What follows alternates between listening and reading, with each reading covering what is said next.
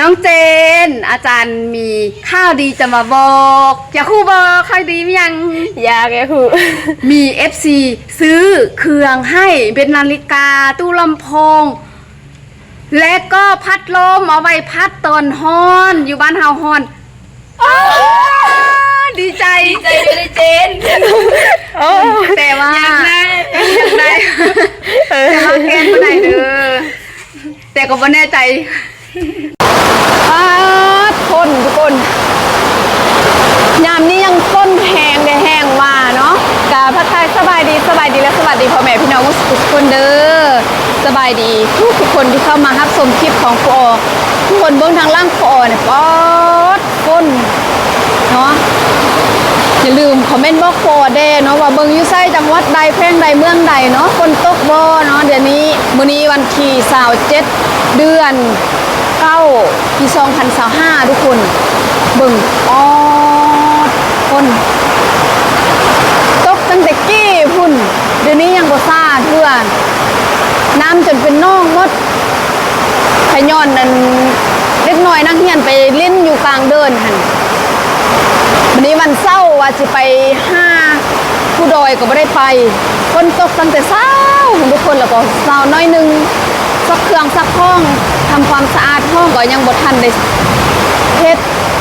พอฝนตกเนี่ยบ่สร้างนิ่งสร้างติ่งยังเลยกลับบ้านก็บ่สร้างได้กลับเนาะทุกคนเบิ่งน่าจะแบบบ่ได้แต่งเลยเบิ่งลิฟต์ก็บ่ได้ทา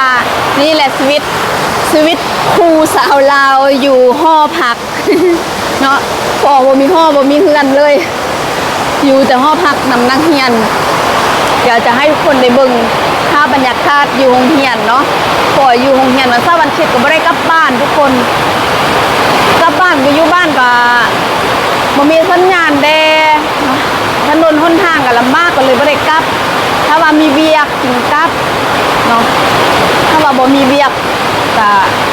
อยู่หอพักอยู่นำนักเรียนเนาะมีเวียกอันใดเฮ็ดก็เฮ็ดอยู่โรงเรียนอยู่หอพักก็เลยบ่ได้กลับพายุเข้าทุกคนมื้อวานคืนเมื่อวานซืนพายุแบบต้นไม้ใบหญ้ายังกับฮักทุกคนเดียวทางหน้ายอมนั่งเฮียนมักกีฬามักลิ้นกีฬามันจะให้ทุกคนได้เบิ่งน้ำกันนี่เริ่มซาแล้วในหนึ่งเนาะเริ่มเศร้าแล้วในหนึ่งนักเฮียนเตะบานอยู่กลางเดินเวลานักเรียนเตะบ้านอยู่กลางเดินนี่ฟ้าห้องฟ้าเลื่อมฟ้าแมบขนาดทุกคนครูบอกว่าบ่ต้องบ่อยากให้น้องๆเตะบ้านอยู่กลางเดินน้องๆบ่ฟังเลยน้องๆก็คือสิมักเล่นกีฬาแห้งเมื่อกี้ไล่เต็มหันเดี๋ยวนี้พากันออกไปละยังเหลือแต่น้อยเดียวคือสิเมื่อยละฝนตกตั้งแต่กี้พุ่นเมื่อกี้ถ้าให้ตั้งแต่เริ่มตกใหม่ๆอันเมื่อกี้ว่าสิท่ายย่านฟ้าห้องนี่ฟ้าเริ่มสว่างละเริ่มแจ้งขึ้นมาแล้วคุณอันห่วงกีฬาแล้วก่อนเขาเอิ้นไว้อย่างทุกคนบานโยนเนาะบานโยนบาสเกตบอลเข้ามาใส่แล้วก็กีฬากระนางกีฬาบานกระโตเขาก็เอามาใส่เนาะเพราะว่าปีว่าแม่นปีแล้วซกเฮียนแล้วเนาะปีแล้วซกเฮียนแล้วมีผู้ใหญ่ใจบุญทางฝั่งไทยเพิ่นอุปถัมภ์เพิ่นช่วยแสงโซลาร์เซลล์กับอุปกรณ์กีฬาครบสุดเลยทุกคนเขาเอามาใส่แล้วน้องๆก็ได้ลิ้นน้องๆได้ลิ้นเพราะว่าน้องๆอยู่หอพักเนาะได้ลิ้นได้ใส่แผงโซลาร์เซลล์อยู่หันก็ติดอันนึงแล้วก็อยู่หอพักเด้แล้วก็อยู่ทางนี้เนาะไปทางนี้อยู่อันประตูหันแล้วก็ตามเดินตามมันล่างหอพักเขาจะติดทางหน้าหอพักได้มาเห็นโอ้ ดีใจเนาะเห็นนั่นน้องๆเขาเล่นกีฬาเขามักเล่นแม้แต่ฝนตกเขายังบ่ย่านทุกคนฝนตกฟ้าห้องฝนตกละลายนี่บ่ว่าอย่างกันฟ้าห้องอะไรเมื่อกี้อ๋อพายุเข้าทุกคนแบบสัญญาณเน็ตก็จะให้เลยโอ้นั่งอยู่ในห้องการมาอยู่ห้องการเนาะมาเฮ็ดเวียกเราฝนตกสัญญาณให้พอเลยออกมาถ่ายภาพบรรยากาศฝนตกอยู่โรงเรียนเป็นน้ำหมดดู นี่เป็นน้ำเลยนี่เสียงฟ้าห้องอยู่ฝั่งไทยฝนตกบ่เนาะเนาะอยู่ต่างแดนฝนตกอยู่บ่เนาะอยู่แขวงบ่อแก้วเนาะอยู่แขวงบ่อแก้วเมื่อวานนี้วันศุกร์เมื่อวานก็ตกคือกันเลิกโรงเรียนมาล่ะบ่แม่นเลิกโรงเรียนนะตอนแรงของเมื่อวานนี้ฝนตกเพราะว่าตกทุกมื้อช่วงนี้ฝนนี่ตอนกลางคืนแห้งตกหนักพายุเข้าอันกิ่งไม้นี่หักเลยอยู่หน้าหอพักหน้าห้องห้องครูอาจารย์ห้องนั่นหน้าห้องอุ้ยฟ้าเลื่อมหน้าห้องนอนครูโอหั่นอ๋อ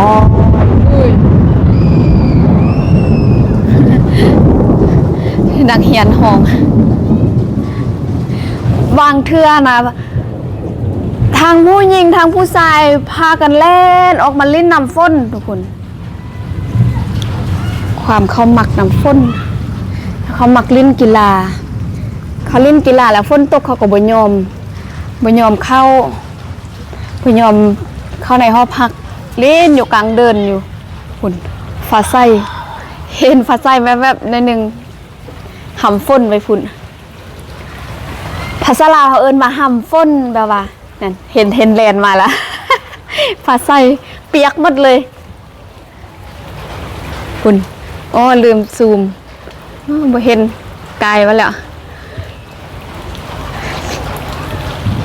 โรงเรียนของพวกเราจะเป็นโรงเรียนที่ได้รับทุนช่วยเหลือเนาะ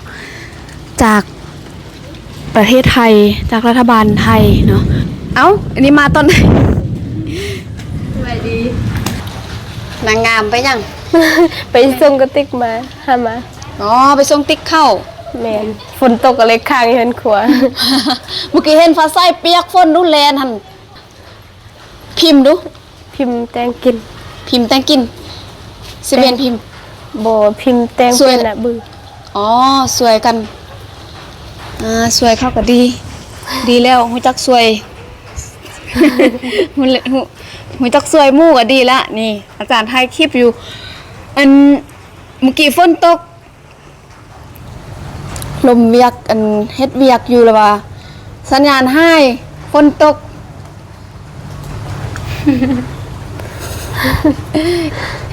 แกนกับเจนบ่ได้อยู่ห้องเดียวกันเนาะ บ่ มีแต่อยู่วันศุกร์วันพัดเรียนวิชาศิลป์ อ๋อ นั่งนำกัน แต่ว่านอนนํกันเนาะ นอนค อน ยู่ ละ หอพัก แมนอยู่หอเดียวกันแต่นอนคนละเตียง นอนคนละเตียง นี่เป็นหลายคนอาจจะลืมแก้นเรา ยังจื้อแก้นอยู่บ่เนาะถ้าผู้ใดยังจื้อคอมเมนต์บอกครูออเด้อแก้นเป็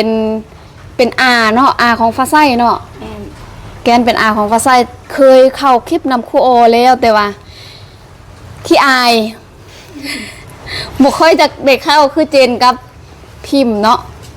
พิมพ์กับเจนเข้าตัวอ๋อลืมอันสิบอกว่าFC ของพิมพ์ให้อหย่างวะให้ช่องทางติดต่อถ้าว่าอยากล่มนำค่ะนะการล่มในแล้วบอกแล้วบอกพิมพ์แล้ว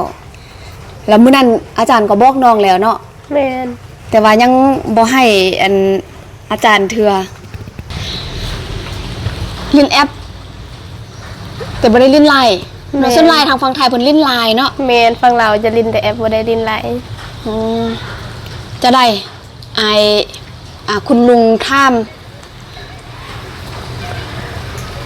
พร้อมเอาให้บอก ยังบ่พร้อมเพราะว่า ย่านแบบเดี๋ยวเขาเสร็จมาเดี๋ยวเขาอีแบบเวลาเขาตอบอย่างเงี้ยบ่ยังแม่นยังบ่ฮู้ เรียกไล่ แม่น อ๋อ บ่สร้างอีตอบอีบ่ว่าจะได้ โอเค ถ้าว่าเรียนจบเนาะเจนเรียนจบ ถ้าว่าไป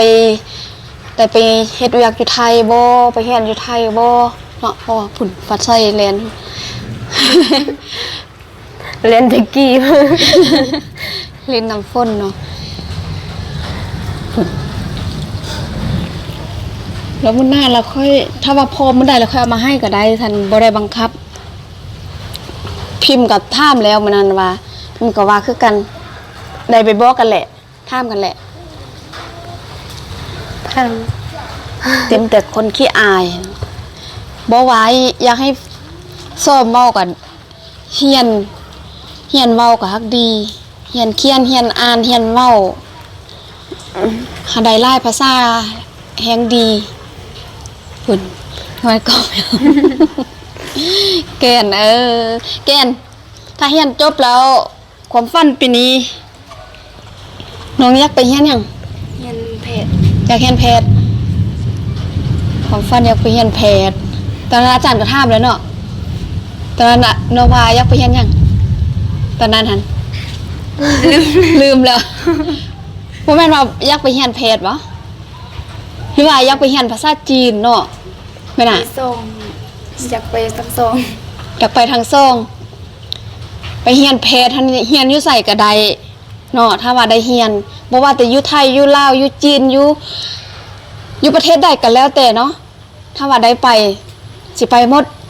ถ้าว่าได้ทุนหั้นนะความหมายเนาะอ๋ออันนี้คือความฝันว่าอยากไปเฮียนหมออยากเฮียนแพทย์เจน เรียนภาษาอังกฤษ อยากเฮียนภาษาอังกฤษ เรียนแบบเรียนเพิ่มให้มันได้หลาย อยากเฮียนภาษาอังกฤษอยากไปเฮียนภาษาไทยเพิ่ม ๆแม่ ภาษาไทยยังบ่ได้ เนาะอันนี้แต่ละคนต้องมีได้เนาะเราต้องมีความหวังความฝันมีจุดหมายปลายทาง มีเป้าหมายเนาะเราต้องมีเป้าหมายถ้าบ่มีเป้าหมายในชีวิตนี่ก็ถือว่าอยู่ไปวันๆนี่บ่ได้ คนเรามันต้องมีเป้าหมายอยู่ยังมีเป้าหมายอยู่ยังมีความหวัง สู้ชีวิตต่อไป อันพ่อซื้อพัดลมให้พัดลมน้อย แต่ว่าแก้นนี้เราแก้นบ่เคยเข้ากล้อง เราบ่เห็นเราบ่ฮู้จักเนาะบ่ฮู้จักแกน ยังบ่ซื้อให้แกนมีแต่เจนกับอันฟ้าใสกับพิมพ์จะได้ว่า ขอบคุณค่ะนี่ ขอบคุณค่ะขอบคุณกับต้องสายตานี่บ่ต้องแบบอายได้ต้องเบิ่งกล้องแบบ เวลาขอบคุณคนอื่นก็คือกันต้องเบิ่งหน้า น้องจะบ่บอก เป็นหยัง น้องเจ็บคอบ่สบาย อ๋อเจ็บคอไปสบาย ช่วงนี้ผู้ใดก็เป็นไอ เจ็บคออากาศจะเปลี่ยนแปลงคอคือกันไปซ่อนนี่โอ้ไอแท้ไอว่า ไอมีเสมหะอีกแทมันซอกข้าวฝุ่นซอกข้าวปิวเข้าปากเข้าดัง เวลาลบกระดานมันจะออก เป็นพวกน้องกับเป็นแก้นกับเป็น โดยแล้ว ได้ดีแล้ว ดีแล้ว แม่น แกนดีแล้ว แต่ยังเจนยังบ่ดีสู้ๆ สู้ไปน้ำกันนี่อาจารย์ก็คือกันเจ็บคออยู่เดี๋ยวนี้ฮอดยามมันไอนี่คันคอปอดไม่ว่าเลย แม่นเนอะ คือแต่แก้นตาจะอ้อหัน เป็น เป็น นั่งอยู่ห้องแบบบ่ไหวต้องออกนอกแล้วก็เข้าออกเข้าออกเข้าออก ช่วงนี้บ่ว่าแต่โรงเรียนเฮาโรงเรียนที่อาจารย์ไปสอนเพิ่นก็เป็นเขาก็เป็นครูอาจารย์เขาก็เป็นคือกันบางคนแล้วเว้าเรื่องอันพัดลมหันซื้อให้แล้วแต่ว่ายัง บริฝากมาเทือ ขอบคุณนะคะ เวลาขอบคุณตรงแบบนี้งามๆแบบนี้ซ้อนจักเทือให้จื้อไว้ถ้าว่าภาษาลาวเขาจะว่าอะไร ขอบใจเด้อ ถ้าว่าภาษาไทย ขอบคุณนะคะ ภาษาอังกฤษ thank you thank you แล้วใดจักภาษาล่ะภาษาเฮาเด้ ขอบริเยียม ขอบริเนียม ภาษาเฮาเนาะขอบริเนียม ภาษาลาวก็ขอบใจภาษาไทยก็ถ้าเป็นผู้หญิงก็ขอบคุณค่ะผู้ชายก็ขอบคุณครับเนาะภาษาอังกฤษก็ thank you thank you เนาะมียังอยากบอกอีกบ่อยากบอกอีกบ่ อาจารย์น้องอยากขอบใจขอบคุณผู้ใหญ่ใจบุญที่เอ็นดูสนับสนุนซอยเรือน้องตลอดน้องทานอันโทรบอกพ่อแม่แล้วเขาก็ดีใจแล้วก็ฝากขอบคุณขอบใจผู้ใหญ่ใจบุญที่ซอยเรือซัพพอร์ตน้องขอบคุณนะคะขอบคุณมากๆ โอเคหวังว่าผู้ใหญ่ใจบุญจะได้เห็นคลิปนี้เนาะนี่คือน้องๆได้รับการช่วยเหลือน้องๆก็รู้สึกแบบดีใจแล้วก็ครูก็ดีใจคือกันบ่แม่นแต่น้องๆเนาะดีใจ หนูขอให้ผู้ใหญ่ใจบุญมีสุขภาพแข็งแรงร่ำรวยปรารถนาสิ่งใดขอให้ได้สิ่งนั้นขอให้มีความสุขในชีวิตนะคะขอบคุณค่ะ